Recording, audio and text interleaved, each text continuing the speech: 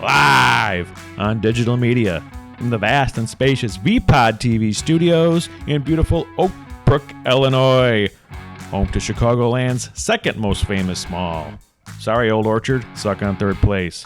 It's the Weekly Wrap with your host, broadcasting legend, Bruce Wolf, and his trusty sidekick, former Liberty Magazine editor and Breitbart contributor, Tim Slagle. This week's very special guest, morning host on WBGX, Maze Jackson. And now, without further ado, ladies and gentlemen, Bruce Wolf. And welcome. It's Bruce Wolf and Tim Slagle for the Weekly Wrap. There. Oh, my goodness. Yeah. I got to get another wall, said Bullwinkle. Or better, Knuckles. Something like that. So, Tim, enough with the Tim-foolery. I've got something to get off my chest right here. Certainly not any hair. But the Tribune bit the dust, basically, over the weekend, or last week. 40 reporters got bought out by the evil Alden Capital because, God forbid, somebody should try to make money off a newspaper. It's supposed to be a public trust. Maybe the government should run the newspaper. Well, they realized they just didn't need the guys to hand the press releases from the DNC to the printer. For the most part. I mean, there's a few writers. I mean, John Cass, I like John Cass. I even like Eric Zorn. He wrote a profile about me 39 years ago. I disagree with a lot of things that he said, but he's a talented writer. There's no question the quality of the paper will go down, but it's not like there won't be any outlets for journalism. I mean, this is journalism, so to speak, in a rough sense. But anyway, just to show you how bad the paper has gone downhill, there was a front page headline on in the Tribune just last week. They were going to rename Lakeshore Drive. They ultimately did. Don't test me now. Jean-Pierre Point du Sable Baptiste. I got it. LGBTQ Drive. Just drive till you hit the lake. And there you go. Turn left. So anyway, here's the headline. And it says, no vote on renaming Lake Shore Drive for DuSable. This was before the vote, and it's the front page of the Tribune. Now, I'm an old newspaper guy. You don't split up Lake and Shore Drive like that on two lines of a headline. It's got to be on the same line. Now, that's a cardinal sin. I mean, the Tribune was dead before they got rid of all these people. Apparently, the Microsoft Word algorithm is not aware of that rule. I mean, especially now that in my day, when you had to write a 48-point Bodoni bold headline, and there were only so many character counts that you could have for 3 columns or 4 columns, such as this is. I mean, you had to make the headline fit. Now you can make the type size, any size you want, and they still can't get it right. And if that doesn't show you how Western civilization is falling apart, I don't know what is, pal. What would happen before? Would the guy in the print room say, I can't set this? We once had an election night. I worked for the Lerner newspapers, which was the world's largest community newspaper chain. We were a weekly paper. And so when we'd have an election, and we'd have to have something done like for the next day. It was panic time. How do we do this? So one time it was an election night, and there was a politician in Chicago named Brady. And we had the headline, Brady beats so-and-so. It was 3 lines, 1 column. But the copy editor, who didn't have a lot of experience on a daily thing like this and didn't have all week to take care of it, the story was too long, so you had to cut something. She cut the 3rd line of the headline, not the story. So it said Brady beats. Now, I'm telling you, and that was how masturbatory it was back in the day at the Lerner newspapers. But anyway, I can't believe that they had this Lakeshore Drive split like this. I mean, they may as well be defunct. But this is just a way for me to get back. I did sing this on a prior podcast, which it hasn't been aired yet. So, but I did. It's a ditty that's like 20 seconds. I remember that song. Do you remember? Do you know it by heart? You want to sing it? You want to sing it? No. You want to be my Aliota to my James or whatever they are, whatever the names were? There's a road I'd like to tell you about, lives in my hometown. Jean-Baptiste Point du Sable, it's called. That's a mouthful of syllables to sound. Switch on your turning signal when you're changing lanes. Turn on your virtue signal. Bus just by changing names. Running south on Jean-Baptiste Point du Sable, heading into town. Just slipping on by on JBPD LSD. Friday night and Saturday, murder bound. Yeah. Okay, so that's my little Aliota and Haynes trip. Yeah, thank you. Did they ever have another song I could parody? I don't know. I think they were a one-hit wonder. Yeah. Now they're going to have to change the name to Jean-Baptiste Point du Sable. And I mean, the guy did discover Chicago, although, he discovered Chicago. I mean, isn't that politically incorrect? Sure. It was how many years were the Native Americans saying? That's right. Calling it Stinky River or but whatever I will never forget. See, my wife and I were married in Evanston in a synagogue, and we drove down Jean-Baptiste Point du Sable Drive to the Drake Hotel for our wedding reception. Fancy. And, yeah, 325 of my mother-in-law's closest friends. And but I'm thinking you shouldn't even call it Drake anymore. There's got to be something wrong about that. Drake probably owned slaves. I would call it the Lightfoot Inn. I don't even know if I call it Chicago anymore. I call it Pottersville because that's what it's turning into. Yeah, there we go. Are you one of those people that always thought Potterville looked a lot more fun than Bedford Falls? Absolutely. Hey, you rummies, stay in here. We're having a good time. Yeah, right. Hey, stay here till 11. That's when the dental chicks get here. Yeah, right. I'm tired of you, that librarian that I'm married to. She's so prim and proper. Are you kidding me? And she can't even keep the knob up on the staircase the right way. And these crazy kids. Yeah. Okay. Everybody does Jimmy Stewart. It's a good thing you were never born, George. Oh, well, you do Clarence. Oh, that's wonderful. I do Donna Reed talking to Carl Betts. I didn't realize what a hot chick Donna Reed was because I grew up watching the Donna Reed show, and then she was on Dallas, and she actually took over the Miss Ellie spot like 6 months before she croaked. So she was older, but she was an absolute baby. It's the most romantic scene in the movies that I've seen, even though I haven't seen all that many movies. Is Jimmy Stewart and Donna Reed. With the phone. And the phone. Both of them Sam Wainwright. Getting aroused. Yeah, unbelievable. Hee-haw. I'm feeling something that I've never. Buffalo gals, won't you come out tonight? No, but something else coming out tonight. Oh yeah.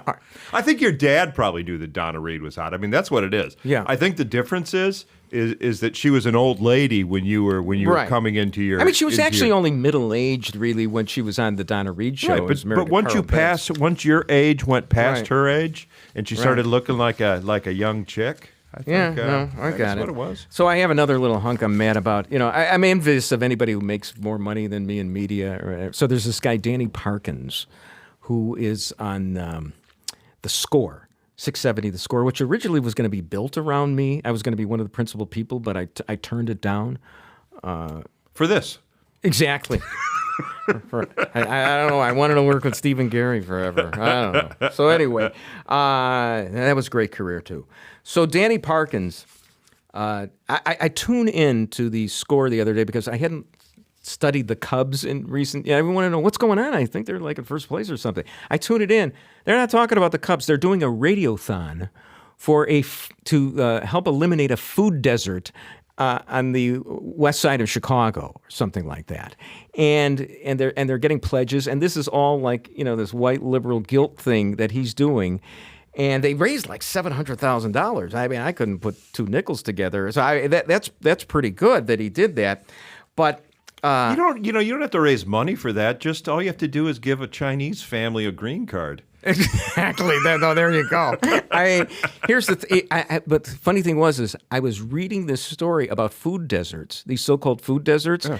There actually is a nutrition gap between the poor and the rich, but it is not eliminated even when you eliminate the food deserts. Because poor people don't want to buy healthy food. I mean, they'll travel 7 miles to get their salt and their sugar, and they don't want to waste their time eating, the healthy whole foods kind of stuff. apples and right. lettuce They don't and want to do kale. that. So, and also the name of the group that I'm the only kind of idiot that would read the name of the group that he's involved with. And it's this group called Austin Harvest, which sounds like a point guard for the Atlanta Hawks for me.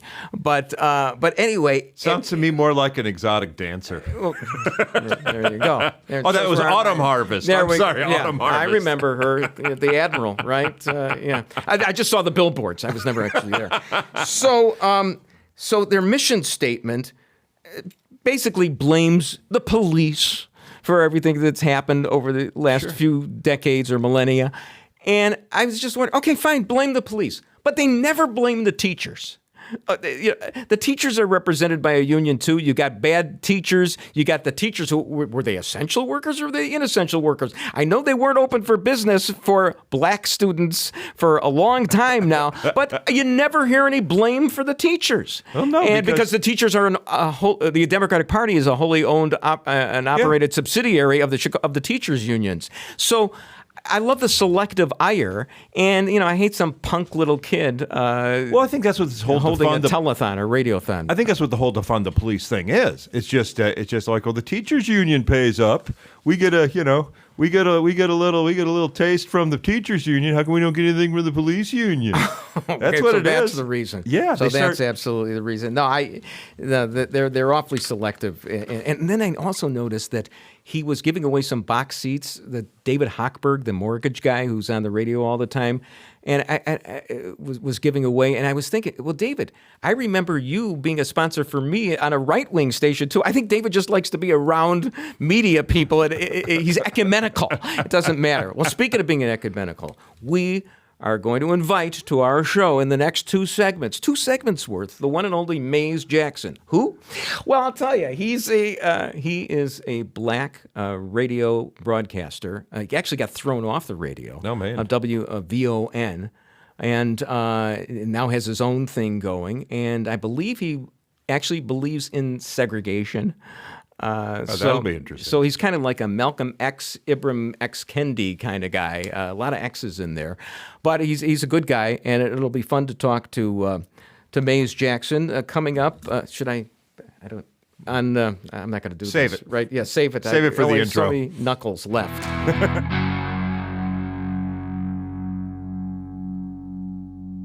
And welcome back to the weekly wrap. Bruce Wolf and Tim Slagle. I got to get some brass knuckles. I'm telling you, this is hurting. This is almost real. Hey, we're joined right now by Mays Jackson. Hi, Mays. How you doing? What's going on? How you feeling today? Now, do you remember the one and only time you met me, Mays? I bet you don't. I certainly do. We were in a studio. I can't remember behind a warehouse, and then I came in. Yeah, right. I remember it pretty well. Right, it was the sixth-floor depository building, in Texas. Happen, man. Yeah. I was waiting for it to become my big moment. I thought I was going to be a big star. Me too. I'll never hear from you again. Me too. No, we cut you loose, Mays, after that. Actually, what I remembered was we had lunch. They actually fed us. And when we were done, while we were eating, you actually, and I don't want to talk out of school here, so I'm not going to hold you to it, but you said you felt, and correct me if I'm wrong, that you felt that what the blacks needed was resegregation. Am I right about that? Yes, actually. Okay. I did not misrepresent what you said. Okay, so... No, you did not. All right. Because you believe what's in it for the black people, which is the name of your outfit, WIIFTBP, right? 100% correct. Okay, yes, I can read for the black people. Yeah. So tell me why. I mean, I grew up thinking, I was born like in the Civil Rights era. I was like 10 when the '64 Civil Rights Act passes. I thought we were all going to get together, intermarry, maybe elect a black guy the president of the United States. None of that ever happened. So you tell me why you want to resegregate, okay? How's it worked out for us, though? I guess my question would be, how's it worked out when you look at that? When's the last time you had a black guy over for dinner? in your house. Tomorrow, you? With your family. Of course, we don't have anybody over for dinner anymore. We're hermits that just watch Matt LeBlanc in episodes on Netflix. Hey, that is a great series, and I watched it during the original run, so it was epic. I feel like it was one of the most slept-on shows ever, and I love it every minute. So we have common ground, as the Reverend Jackson would have said. And here's the thing: so we both like a series that. And don't spoil it for me because we're only in season 2. So far, there's no black people in it. And if I'm correct, there probably will not be any black people in it. I told you not to give it away. That was filmed before the murder of George Floyd. So before white guilt truly kicked in, it was a space where people felt comfortable not having any black guys, or maybe just having that one token guy. Now, here's the thing, Maze. I have to tell you, and I hope, because I should have saved this for the end of the 2 segments, because I don't want to lose you, 2 minutes into the segment. Derek Chauvin just got 22 and a half years. Compare that to Jason Van Dyke, who got 6 years for pumping 16 straight bullets into Laquan McDonald. I'm not sure the scales of justice are right on that one. I'm not even sure that that case won't even be reversed. Because case won't be reversed? George Floyd. Chauvin? Yeah, the Chauvin case. Let me just say this. The Derek Chauvin murder of George Floyd will not be reversed, because I think we saw what happened the first go round, and I think America is not ready. I think white people are willing to sacrifice Derek Chauvin just to ensure that we do not destroy. Exactly. The whole thing is a scapegoat. It's a scapegoat thing. We got to sacrifice somebody. Well, let's give up to Chauvin. He's some white trash from Minnesota. What was he doing anyway? Well, when you think about it, when you think about that, Jason Van Dyke will be home next week. And quite frankly, what do you mean he'll be home next week? I didn't hear about this. Next month. Excuse me, next year. He'll be back. He'll be back. Out of jail that fast? Van Dyke will be out of jail that fast. Okay. He'll be back next year in 2022. When you talk about what happened with Derek Chauvin, he only, even with the 22 and a half year sentence, he'll only have to do 15, and he'll be home. And he'll still be home enough to have part of his life. 15 years in jail is hard time. Blagojevich got only 8, I think, right? Blagojevich got 14. No, but he served. And he got out in 8. Served 8. And he got out in 8. Yeah, 15 years. I'll be honest with you. My sincerest hope is that I'll be honest, and I said this. I know you want Derek Chauvin to die in prison, right? I said that Derek Chauvin. Well, no, I didn't say it would die. I said I understood why lynchings happen. Okay, there you go. All right. Well, we'll see if jury number 52, having lied on his form, causes a reversal of the case. But that's that case. He did lie. He was wearing a George Floyd T-shirt at a rally, and he said he had nothing to do with it. It was impartial, and that's why the judge didn't allow a change of venue. Well, I'll be looking forward to seeing pictures of Derek Chauvin in tube socks. And Kool-Aid on his lips in jail. I wish him the complete Oz experience. Oh, there you go. Okay, you're very charitable. So let me ask you this. So you were right. So the main point was you wanted to resegregate. As if we don't have de facto segregation. Chicago's the 4th most segregated city in the country already. And one reason for that is, you ever heard of this acronym? You've got the what's in it for the black people? WIFTABA. Okay. We worked this out. Easy for you to say. Easy for you to say. But have you ever heard of NIMBY? NIMBY? Yes. What does it stand for 20 points? What is it? You tell me. But I have not in my backyard. And it's white liberals who, they virtue signal all over the place, and including with the latest acronym, which is Jean Point de Sable, Lakeshore Drive Boulevard. Say that. Yeah. Get it right, man. It's John Baptiste Point du Sable, Lakeshore Drive. That's right. Get it right. Well, we'll start calling it the Drive, us traffic reporters, okay? Because we can't memorize that. No, you are going to be intentional about calling it John Baptiste Point du Sable, Lakeshore Drive, and I'm going to say it all the time, all the while, just to drive white people batty. I know you'll drive us right into Lake Michigan off the drive. Hey, how about a compromise? They're going to change the name of that too. Exactly? How about a compromise? We just have, since you want to resegregate the city, how about we just have everything south of the center of the city called Jean Baptist Point to Sable Drive, and north of the Drake, let's say we call it Lakeshore Drive. That's the perfect solution, because that's the resegregation solution you want, right? That's not actually the resegregation solution I want. What do you want? And I'll be honest with you, this fight over DuSable Drive is probably more symbolic than it has meaningful change. I think the thing that makes me enjoy it the most is how the white people up north were willing to spend $40 million, give up the Millennium Park, give up the Chicago River, just to prevent a black man's name from being on the streets. And I don't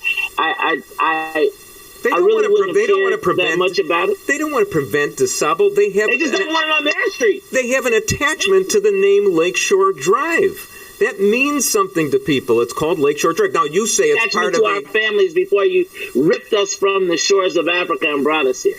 We had an attachment to our family. Get over it. Well, wait a minute. There were a lot of people, your people, who actually sold you into slavery here. And you're not going to get over it that it's been since 1863 that Abraham Lincoln, God rest his soul, we should tear down the Lincoln Memorial, I understand that,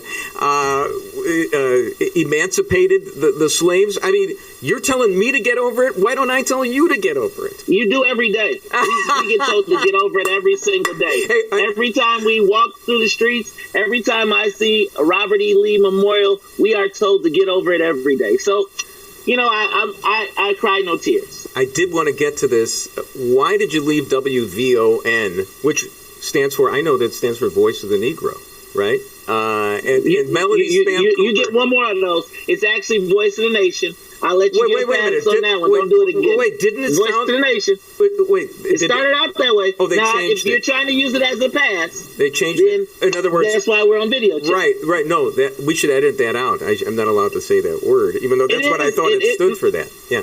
They changed it. It did. At one point, it did. And Negro is a word. Okay. Just don't get comfortable saying it. That's all. No. I've got chills up my spine. You're going to run cover for me, aren't you? Aren't you? Give me some protection here. But you left that station because you were criticizing Lori Lightfoot. And how can you do a political talk show if you can't criticize the mayor of the city of Chicago? I think that's what a lot of people make their career on. But I think that in this case, it was... we watched as the south side of Chicago burned down, was torn down, as stores were being liberated from their merchandise. We had a mayor that was on the television telling us that none of it was happening, even as she engaged, and as these emails continue to prove a year later, that she had engaged with Latino street gangs to patrol the neighborhoods because she didn't have a real plan. We talked about it. We had callers calling in telling us, and at our station, at the station that I was at the time, I got a call from management, said that I was not allowed to criticize this mayor. I was no longer allowed to speak her name, and I was no longer able to accept callers. If a caller called in to tell us about their upsetness, they hung up the phone. What were you supposed to do? Play Ray Charles records? I mean, it's funny because we're coming up on our 1-year anniversary, and what they did was they took away my freedom to talk about the subjects. And if you'll look, the day that I walked away was the day that they gave me, my subject matter was colored Band-Aids.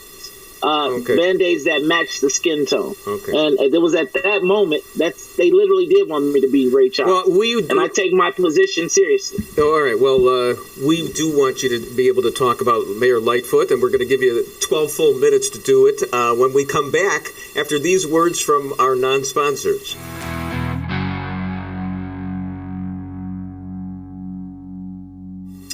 Bruce Wolf and Tim Slagle on the weekly wrap. I'm going to use my ring knuckle next time because I'm just destroying. You're going to get calluses eventually. Yeah, I hope so. We are rejoined by Maze Jackson of What's in It. This is like an eye test for me. What's in it for the black people?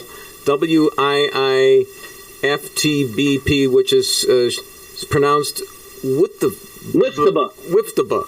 Yeah, it's easy for you to spit out. Now, if you really are good, you can pronounce it with the book and put the P on the end, but we make the P silent unless you can knock it down. It's bad for broadcasting, but you do it your way. All right. Did we dispense with Lori Lightfoot? Because I wanted to let you get it out on, against Lori Lightfoot because WVON, the voice of nattering nabobs of negativism, wouldn't allow it to be done. So you tell me. Just get your... Here's where I'm at. The mayor, I think we all looked for a mayor who would be a change agent that would kind of shake up the Chicago way. I can't say we all because I kind of like the Chicago way. However, we thought that we were getting a reformer, and what we found out is that we were getting someone that was completely inept and over their head. And what we found is that the mayor has proven herself to be, as my Native American friends say, she is one who speaks with forked tongue. We have seen many of the things that she has said to us up front being revealed to be untrue all the way. And as these emails continue to unravel, I think the facade of who we have as our mayor will come down. I think that she is doing her best job to do a Jane Byrne impression. As a matter of fact, she may be doing Jane Byrne better than Jane Byrne did herself. Well, she wouldn't live in Cabrini Green. I don't think she'd go there and live like Jane Byrne did. That was a great stunt. Is there a Cabrini Green? No more Cabrini Green. I don't even know if Lori Lightfoot was here long enough to remember when Cabrini was here, unless she watched it on Good Times, maybe. All right. So, I mean, what's the matter with Lori Lightfoot? On the second anniversary of her time in office, she granted interviews only to black reporters. Wasn't that a master stroke on her part? It was a master stroke. Maze. Wait. Are we cable or are we? You know what? We aren't covered by the Federal Communications Act of 1934. I don't think. If we are, whatever. Well, I'll tell you. We're insolvent. They can't get any money out of us. Go ahead. Yeah, I think when we look at this, mayor, I see you're right-handed, though. Okay, go ahead. I think when we look at this mayor, though, I just truly feel as though Chicagoans have been hoodwinked and bamboozled. And I really can't wait until the next election.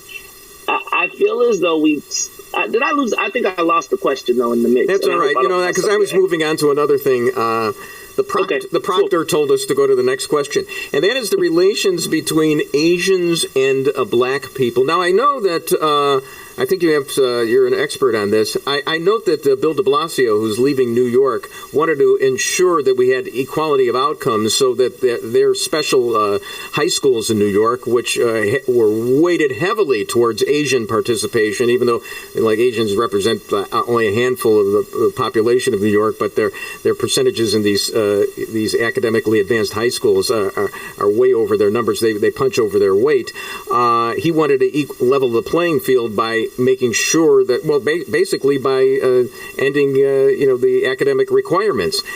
What's your view of the relations between Asians and blacks? And did I make any sense in mentioning the Bill de Blasio illustration? I'm not exactly sure about the Bill de Blasio, but I will talk about the relationship with Asians and blacks.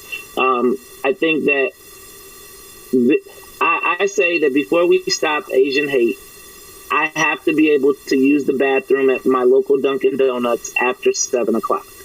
And you may ask me, why do I say that? But we have all of that, whether it is the South Asian community that operates the Dunkin' Donuts and now the wing stops in our neighborhoods, whether it is the Asian Chinese Asians who own the hair and beauty supply stores in our neighborhood, or even whether it's the Koreans who own the nail salons in our neighborhoods. They have not been allies to us in our community. It's quite frankly, they treat us as opposition in our neighborhoods. And so you got to imagine that while I'm watching all of this Stop Asian Hate and watching the world rush to the forefront to protect Asians, I think that bill passed 94-1 through the Senate.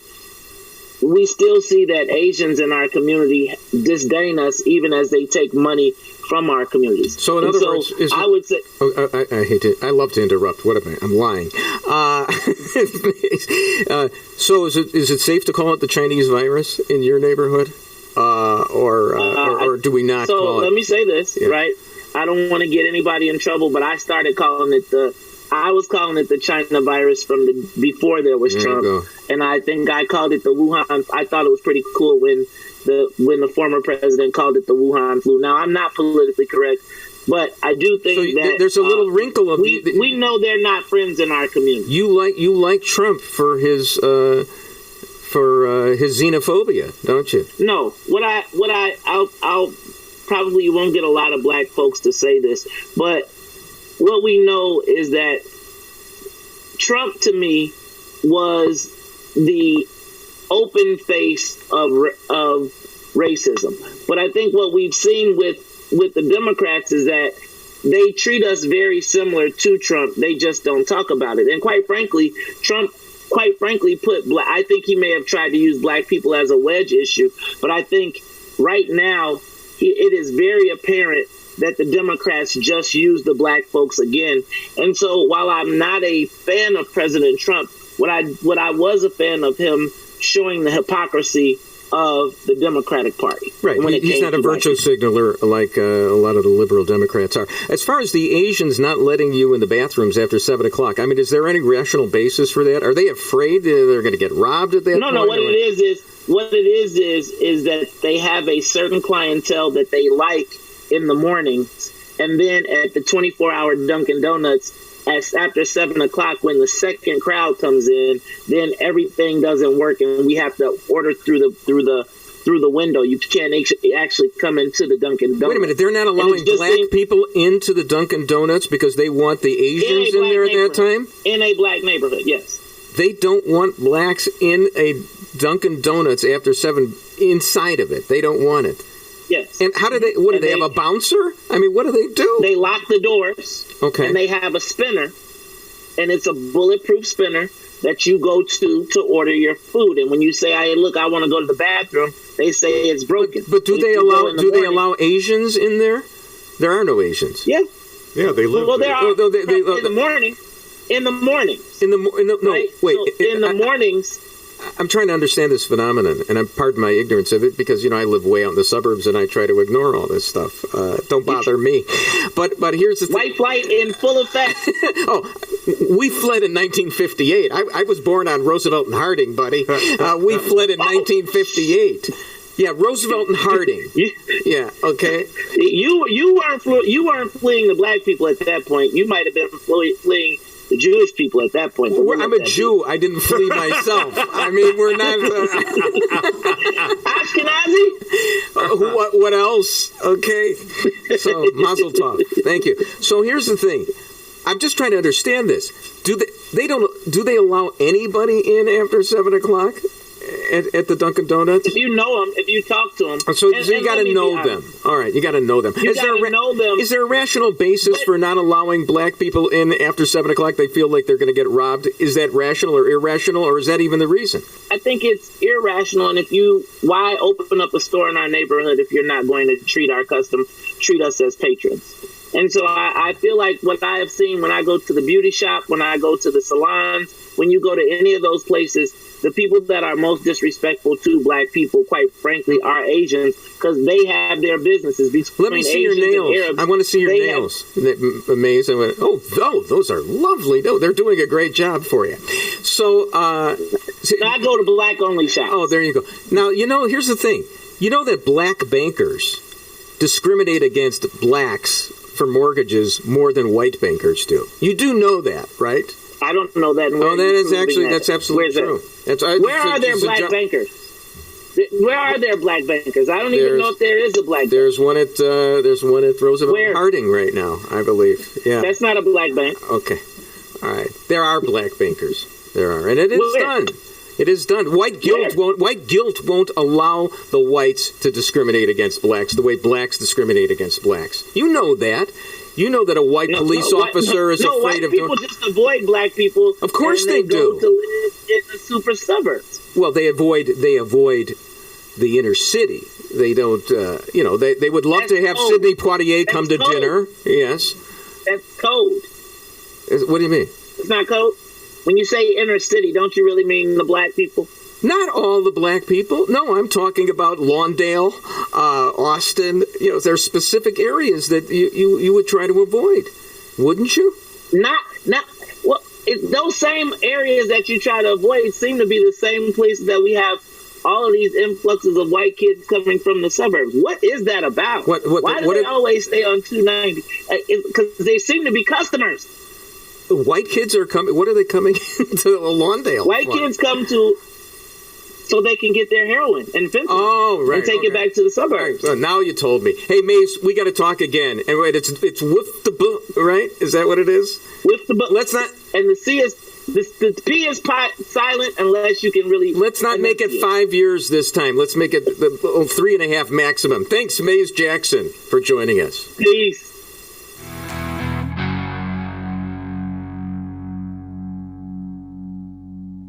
Bruce Wolf and Tim Slagle on the weekly rep. Did you hear how quiet that knock was? You wouldn't even get a who's there on a knock-knock joke for that. Aren't you glad I didn't hurt my knuckles again? Boy, that Mace Jackson was really something. Incredible. I have some rejoinders for him right now, but that would be on the order of the jerk store called, and they ran out of you kind of humor because he's not here to respond. Well, I can't believe you can call them colored Band-Aids. It seems to me it should be Band-Aids of color. Exactly. That's the kind of thing that could get you exiled. You could be canceled because of that. Hey, so Governor Pritzker had this idea of giving out, and they're doing this, prizes if you get a vaccine. Mm-hmm. It's like the lottery. You don't even have to sign up for it. More like Publishers Clearinghouse. Yeah, no, but you get for taking the vaccine. And here's the problem. What was the strongest indicator for COVID? It was obesity. Nobody wants to say that, but it was fat people who were getting COVID more than anybody else. And Governor Pritzker is our emblem of obesity, and through no fault of his own, I'm sure. No, just eating at too many Hyatt hotels in his life. But I thought, though, if you did a Venn diagram of the 50% of Illinois residents over the age of 12 who haven't been vaccinated with the percentage of people who actually play the lottery, I'll bet there's an overlap as big as the one that hangs over the governor's belt. See, I had to do the fat joke right there. Now, so anyway, and I read that if you're watching on TV because it was a tweet of mine. I'm not that clever off the cuff. I mean, but it kind of makes sense. If you think you're actually going to win the lottery, you also have the same optimism that you're not going to get the COVID. It's the same. It's the same kind of. Now, can I ask fighting you this? with chance? Did you get vaccinated? Yeah. Okay. And Chris, did you get vaccinated? Chris did not get vaccinated. Okay, but you're young. You're like 12. and don't hide there. Don't hide there behind me. Okay. I mean, how many vaccinated? Are we 75% vaccinated in this 3x5 cell that Blagojevich inhabited before we did? Yeah. So I'm actually surprised that it's that high, that people over 12 not getting vaccinated. Well, I don't see any reason why anyone 12 to like 30 should get vaccinated. Okay. I think they should just act like kids, you know? Which they do anyway. Yeah, I know, but that's Right. It's like, oh, these kids they're all going on spring break. Well, yeah, you canceled school, you closed their job and gave them $600. What do you think they're gonna do? And they're certainly not coming back to work. That's part of the workforce participation rate. Why it's so low, and unemployment hasn't gone down the way it should, because we're paying people to stay off. And then Biden wants even $5 trillion more. Well, it's the old Soviet joke: is we pretend to work, they pretend to pay us. Okay. Just run off another load of 20s. We got plenty coming. There's no. Speaking of that, everybody's fearing that there's inflation. There has been inflation over the last few months, but there is this belief among conservatives that, okay, inflation's going to eat up the Biden presidency. However, there is this economist who is has a podcast in National Review, and he writes a lot, and he's pretty wealthy from being a hedge fund manager as well. His name is David Bonson. And he says, don't fall for that. Don't fall for inflation. It's probably a blip, and it will go away. What he's really concerned about is deflation. And what he's really concerned, why does, you know what image comes up in my head? You know, somebody with Tuesday night boobs. I shouldn't host a show. I can't talk seriously here. Listen to National Review podcasts. Don't listen to me. So anyway, when I hear somebody say that there's no that inflation, it's okay. It sounds to me like that's okay, ladies and gentlemen, and we just hit a little iceberg. Okay, nothing to worry about. But here's the thing. Well, he says that's not the thing. The thing is that basically the government has sucked up all the money, and we've got all this debt, and we're going to have to pay it at some time. We do have to pay the interest on the debt, and because of that, there aren't companies that are willing to invest, and that's what really makes the country thrive, and that's what causes growth. And if you're happy with 2% growth from now till kingdom come, then good for you. But it isn't really that good, and there's all this opportunity lost, but people don't realize that. They just and Donald Trump was just as bad as anybody else about that. He didn't care about it. But so that's what anyway, he said this. And then I read in National Review, which basically I plagiarized from. I mean, half of my stuff is from that, especially the joke about the Tuesday Nighters. But there was an article in National Review about how inflation is going to eat us up. And I said, well, that's not what, and I tweeted, well, that's not what David Bonson of your magazine has said. And he responded to that on Twitter. And so I actually got an individual response. He says history shows, that he's correct. But that to me was cool because there's this little window, there's this little niche where you can actually get certain people who are pretty smart but not as popular as other people to get you to respond on Twitter because they're not that big a deal. And he's not that popular, but he's really informing because he's been on like John Podhoritz's commentary podcast. He's been in the National Review podcast. So he's somebody like behind the scenes. He just hasn't come to the fore himself. And it's almost like I'm like Ed Sullivan. I've discovered him. Before we bring out Toady Fields and the Marquis Chimps and the entire Arab-Israeli war, here is David Bonson to talk about the economy. So that was a thrill for me. Wow. Do you tweet? No, I don't. What do you do on social media? Chris wanted to make this a segment. What are we doing on social media? But and here it is right now. That's today's bonus. That's today's bonus right now segment. Before the bonus. Social media is the bonus round? Well, just tell me. I mean, so you don't tweet. How do you get your? You certainly don't get to say anything on this show. I cause trouble on Facebook. I've tried the Twitter. It never really felt. I've never been able to put my thoughts and my opinions into 140 characters. Well, first of all, it's 280 now, thanks to inflation. Yeah. And it's also you also can do a thread, so you can do 2 or 3. There's really no excuse for not going onto Twitter, except for the fact that it'll wreck your life.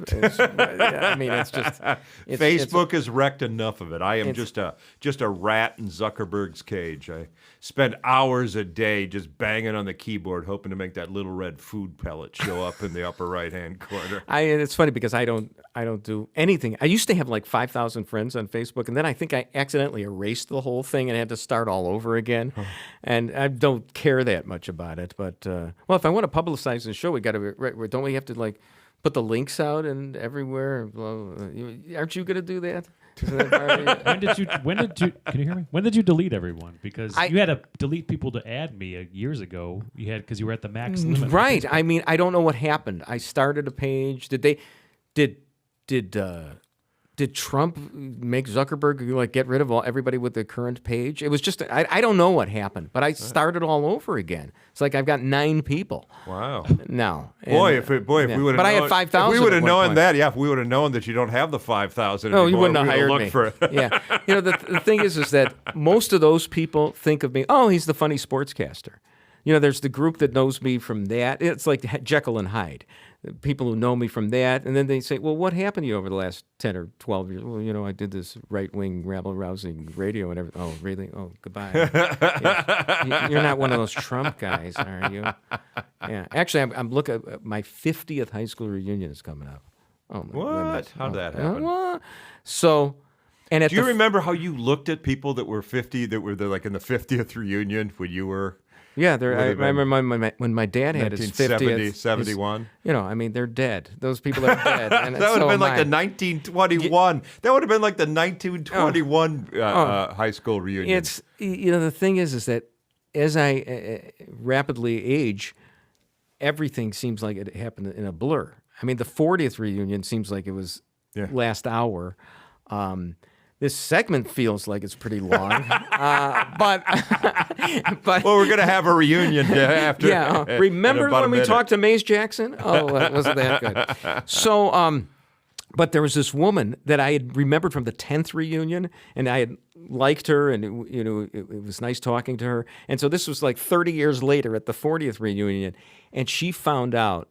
I somehow spilled out that I was a Republican and I had voted for Romney. She couldn't look at me. Imagine what she's going to be like at the 50th reunion. You voted for Trump twice. You're dead! I killed you! I didn't want to live to be 70 anyway. So maybe it was just Romney. Maybe. Oh, Romney. I look at you like that for knowing that you voted for Romney. Well, who did you vote for? Who else was there to vote for? I think it's Gary Johnson that year. Oh, my God. Yeah. Just throw away your vote. Well, so did you. Hi-yo. Wait a minute. Karl Rove still thinks that Romney won. Megyn Kelly had to escort him to the Fox Univac machines or whatever and say, no, Karl, he lost Ohio. No, he didn't. Who was the guy who had the foot fetish as well? The former Clinton advisor. Dick Morris. Dick Morris is right. Famous dicks for a hunter right here. So Dick Morris, he was on during 2012 during the campaign and saying, "No way Obama wins. No, he had the big turnout last time and everything like that." Well, he wasn't on Fox after the 2012 election because he was totally wrong about that. So famous guys who've lost their jobs. I am among them. Over a foot fetish. Yes. Well, coming up, we've got the bonus round. Oh, boy. I don't know what's going to be on that. I think it's like the did you see that golf tournament over the weekend? Of course you didn't. Went to 8 sudden death playoff holes. Wow. 8. We'll talk about that. Each one of those holes, all the putts they made for par to keep it going. I know that's going to excite all of you. That's all coming up in our bonus. How long is the bonus round? How much do we have to fill on that? I gotta see. What are we going to talk sports? It's about 10 minutes. About 10 minutes. Okay. Why don't you just say the show was an hour to begin with? Stop wasting my time. Here we go. Bruce Wolf and Tim Slagle.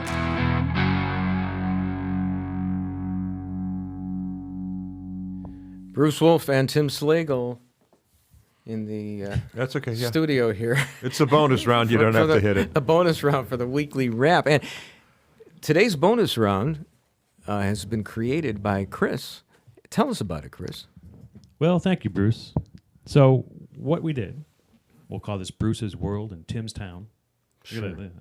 Yeah. Wait, hold on. Wolf's World. That sounds better. Yeah, right. And I combed through your tweets and or Facebook posts to find Stalker. something, a little bit that I found interesting, but I had a question about. Okay, or sure. maybe I thought there was something interesting about, and maybe sure. a little side question. So we're going to start with Bruce. Exactly. Are you ready, Bruce? Yes. All right. So on June 13th, Bruce, yes. in response to Jake Lobin saying America, where uteruses are more regulated than guns, you retweeted with the tweet, "I believe you are allowed to conceal and carry your uterus without a permit. But true, there is some unfairness considering that Jeffrey Toobin was hardly punished for openly carrying." Yeah. To that I say, res ipsa loquitur. The thing speaks for itself. Well, hold on, Yes. Can I quickly? Sure. And I don't know where sex ed was back in your day, Mm-hmm. but do you think a penis and a uterus is the same thing, or at least an equivalent? That's a good question. I think they are asymmetrical. I don't really think they are the same thing, but I think if the shoe fits, I think the IUD. If the shoe fits, holy cow. Yeah, I'm pretty sure Toobin's got a vagina. Well, he certainly does now. I'll do anything to get back to CNN. Oh my goodness! Do you know that? Speaking of that, do you know that? According to an AP poll, 65% of the public says that second trimester abortions should be illegal. 65%. So if we did a national plebiscite on that, which liberals want on everything, right? It's majoritarian rule for them. Maybe they would like to leave some of the things to the states and not be ruled by the tyrannical majority. But that's just a thought there. My opinion's way out there. I don't think that a fetus is human until the 57th trimester. That's right. Yeah, not until he has his own job and apartment. There you viable. go. It's a good argument. It's persuasive. I'll allow it. So let's move to Tim's Good town. tweet that you picked of mine. Oh, I well, like thank you. that one. Let's see if Tim likes this one. On June 10th, Tim, you posted on Facebook, Dr. Fauci, attacks on me are attacks on science. You, a picture of some crazy guy saying science. Now, my question is, Tim, do you not believe in science? No, it's just every time you all know that she blinded me by science. That video, that's what the picture's from. It's a GIF. It's the GIF from that. So every time I hear Fauci say it, I think science. Yeah, right.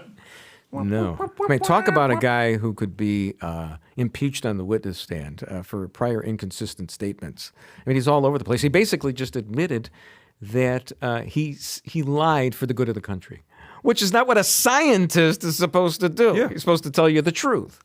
Yeah, But yeah. no. No, he's been saying that all along. Very paternalistic. So is science or not science? Let us know. A good one? Yes. And moving on, back to Wolf's World. Yes. On June 16th, this is kind of a two-parter. You I think it's Jack Posobiec that you retweeted, which was a capture of Lori Lightfoot's email. Oh, yeah. Which she sounds like a complete insane person repeating, everyone, I need my office time every day, every day, Right, every day, right, every day, right, every day, every day. right. And you start out with not a single typo, but isn't every day in that context 2 words? You are correct. Talk about somebody who's punctilious or whatever. And then send off letter to yourself, which was, you get a double funny here. Double funny. Send it off in a letter to yourself. Yeah. Yeah. So Don't lose that email, that Twitter. So tweet. I'm just my one question is, you were absolutely right. Why didn't you not go for more traction on the fact that she did say every day as 1 word, which, as we know, it should be 2 words every day, not every day. Like I'm sorry. How much should I have underscored the joke? I think that would, quite honestly, as your social media advisor now that I'm taking the role, Yeah. I think that would have got a lot of traction. We're pointing out not only is she absolutely insane, but that email is Right. beyond ridiculous. And she doesn't know what that red line under every day means. Sure. Because as Tim was pointing out, something had to say. Usually you have something, and I don't know what email. Are you saying I server the was city just of trying Chicago to is using. top myself with the jokes? I should have just done the one joke. I think the first one was the best one. Okay, fair enough. You can edit me. You might want to edit out this whole bonus segment. It started out. Yeah. Okay. No, it's fine. You started out loving it. All of a sudden, apparently, it went downhill. All right. I thought you liked the send it off in a letter to yourself part. I mean, it's just it was a tag. It was a coda.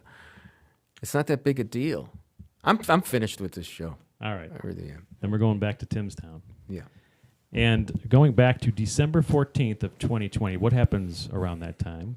December 14th, Feast of the Assumption. Beethoven's birthday. Immaculate 16th. Conception. Nope, I'm sorry. Immaculate Conception. Close enough. The electors from the Electoral College meet to vote. Okay. So Tim found it's still on YouTube. They weren't smart enough to delete it 4 years ago when the celebrities told us and were trying to tell. Oh, that was good. Yeah, the Electoral College that they didn't have to vote the way that the Electoral Please don't. Do your duty as American Right. citizens. Right. So in a very sharp move, Tim found that on YouTube, and then as the electors cast their votes today, I'm posting this as a reminder for their constitutional duty, which I thought was a fantastic use of finding something on YouTube, remembering it existed. No, that's excellent. I think that wins social media right there. I think you won. Yeah, but that was last year's award, so. It's this year's bonus. Send it off in segment. a letter. Send it off in a letter is like right at the top of the nominees for 2021. Oh gosh. You ready for one more? Yeah, absolutely. Bruce, on June 19th. Juneteenth. Oh, I'm sorry. You're absolutely right. Yes. You tweeted, "The pandemic is over. I was walking to a restaurant to pick up food, and another customer said, 'I love you' on WGN. Of course, I never worked for Channel 9, but people often confuse me with Mark Sapulsa. Yes. Sapulsa, sorry. Now, my question to you is, do you really think you're as good looking as Mark Sapulsa? No. And does that actually ever happen? No. And who do they really think you are?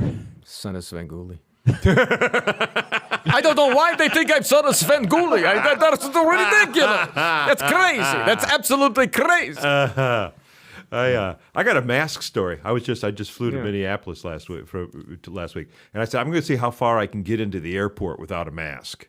And I got all the way to the TSA, which, by the way, they have those fortune teller booths. They look like Zoltar if you've been to the airport lately. Yeah. They look like you put a quarter in, they're going to read your fortune. And I get up there, and she goes, "Sir, do you have a mask?" I go, "Yeah." "You have to put on your mask." "Oh, okay." So I take it out. I put on the mask. And she goes, "Can I see your ID?" I hand it to her. She goes, "Can you pull down your mask?" Oh, God. Oh, my God. When they strip search you, do you keep your mask on? Is that like the only thing that you're I thought I was going to get it because all of a sudden I got random beeped after that little incident. Which reminds me of what Marilyn Monroe said when she posed nude for Playboy. "Did you have anything on?" She said, "Yes, the radio." So, yes. Now, let's do one last one. Oh, okay. In Tim's town. Oh, boy.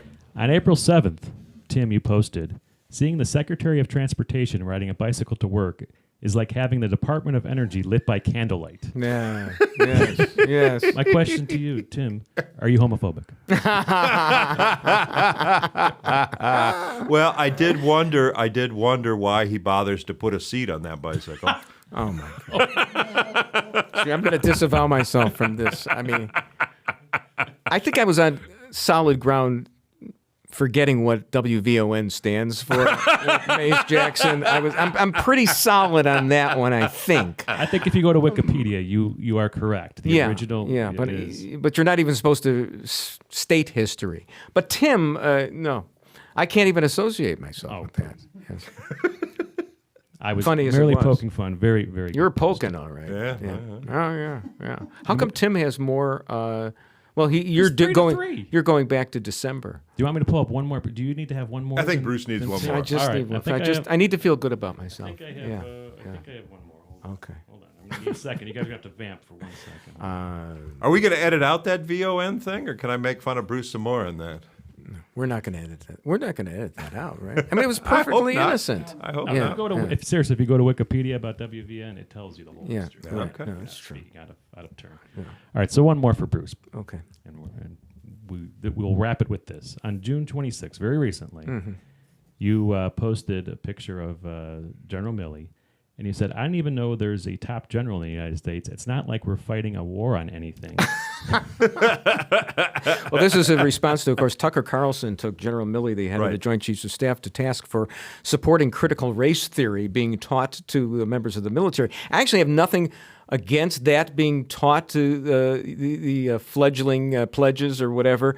But how about teaching the other side, too, that CRT is a bunch of crap and let them decide for themselves? You heard a robust discussion between me and you partially with Mays today.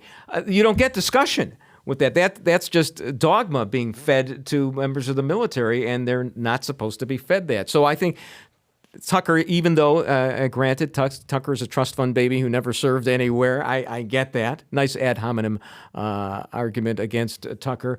The general should have to defend himself, and they shouldn't just be teaching critical race theory without... No, they should be teaching, this is my weapon, this is for gun, this is for killing, this is for fun. That's Exactly. all they need to know. They're on a need-to-know basis. I mean, look, he's not Eisenhower, and neither are we, and we are done for this week. Yay!